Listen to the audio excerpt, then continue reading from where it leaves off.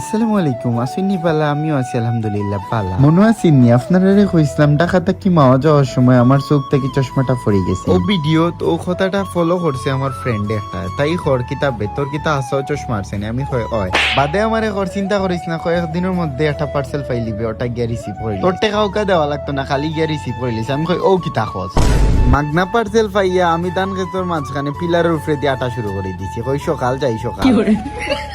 আম্বের বাঙালি তোর রক্তত মাগনা পাইলে চান নাই।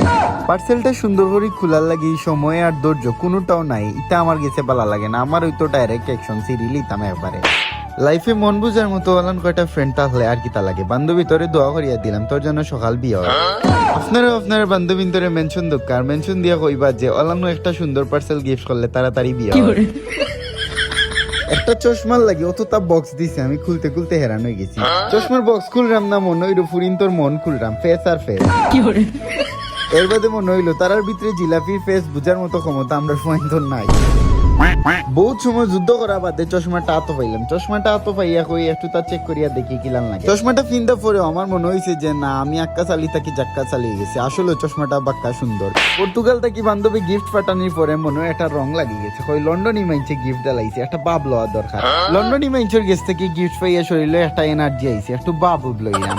আর দোয়া করে আমার বান্ধবীর মনটা যেন আল্লাহ আরো বড় করিয়া দেয়, প্রত্যেকবার যাতে আল্লাহ খান আমার সুন্দর সুন্দর গিফট করতে পারে। আজকের ভিডিওটাও পর্যন্ত, আল্লাহ হাফিজ।